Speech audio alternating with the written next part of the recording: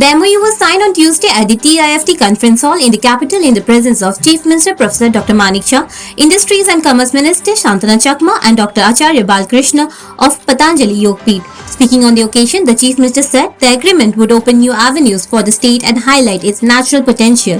He added that the MOU would create employment opportunities in the agri-tech sector and confirmed that Patanjali would invest rupees 350 to 450 crore in the state.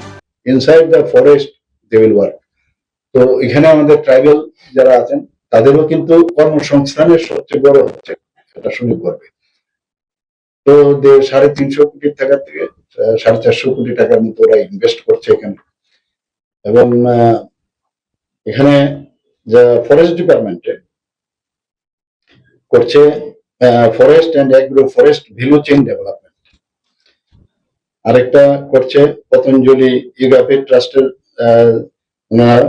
সেটা হচ্ছে আগর রোডের উপরে উনি বলেছেন এবং digitization and mapping of forest resources.